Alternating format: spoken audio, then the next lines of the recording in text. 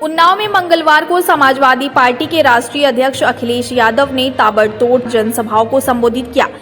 इस दौरान शहर के जीआईसी मैदान में हजारों की संख्या में सपा के पदाधिकारी और कार्यकर्ताओं समेत जनता का सैलाब देखने को मिला। इसके अलावा सपा अध्यक्ष अखिलेश यादव ने पूरे दिन में जिले की सभी 6 विधानसभाओं में कार्यक्रम में लोगों को संबोधित किया। आपको बता दें कि मंगलवार सुबह करीब 11 बजे अखिलेश यादव का हेलीकॉप्टर नगर के जीआईसी मैदान पहुंचा, जहां उन्होंने सदरपुरवा और भगवंतनगर विधानसभा क्षेत्र के कार्यकर्ताओं और समर्थकों को संबोधित किया। जिसके बाद अखिलेश यादव अपना विजय रथ लेकर सफीपुर के लिए निकले, जहां उन्होंने एक बड़े मैदान में जनसभा को संबोधित किया। वहीं अगले पड़ाव में अखिलेश यादव ने बारंगमऊ के शांति मिल मैदान और मोहान के स्वप्निल गेस्ट हाउस में जनसभाओं को संबोधित किया। उन्नाव की जनसभाओं में अखिलेश यादव ने जनता को संबोधित करते हुए कहा कि उन्नाव में इस बार समाजवादी पार्टी सभी 6 सीटों पर काबिज होगी। वहीं अखिलेश यादव ने कानपुर में इत्र कारोबारी पर पड़ी रेड को लेकर बीजेपी पर निशाना साधते हुए कहा कि बीजेपी ने तो अपने ही कारोबारी पर छापा डलवा दिया। इस सरकार ने कहा था कि ऑक्सीजन की वजह से किसी की जान नहीं गई, लेकिन सच्चाई तो यह है कि हॉस्पिटल में इलाज नहीं मिल रहा है और सरकार कोई इंतजाम नहीं कर पा रही है।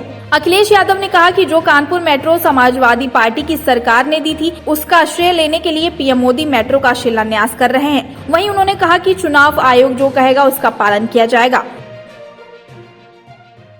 जैन ने जो इत्र बनाया था, आप लोगों के माध्यम से, पत्रकार साथियों के माध्यम से ये प्रचार किया गया कि वो समाजवादी पार्टी का। दोपहर आते आते हमारे पास जागरूक पत्रकारों को भी समझ में आ गया समाजवादी पार्टी से कोई रिश्ता नहीं है, तो वो भी पलट गए दोपहर के बाद तक। सुबह तो यही हेडलाइन चल रही थी, समाजवादी पार्टी का इत्र कारोबारी।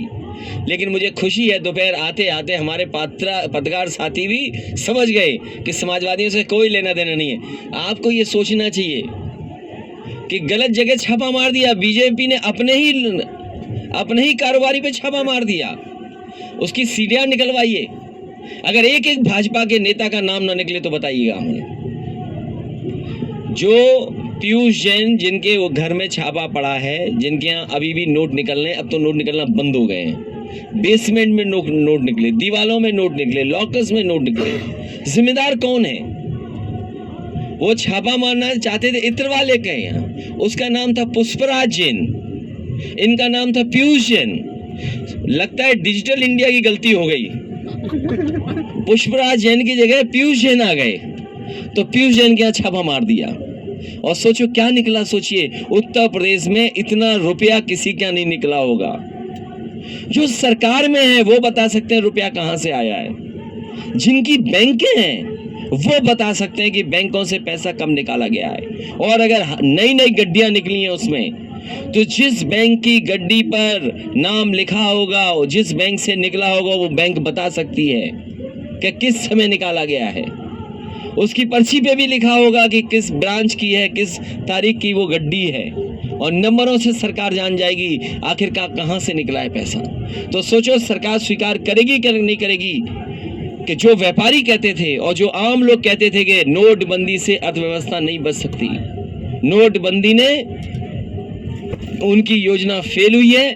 जीएसटी जिस तरीके से लागू होनी चाहिए थी, जिस तरीके से जीएसटी का व्यापारियों को लाभ पहुंचना चाहिए था, वो जीएसटी भी योजना उनकी फेल हुई है।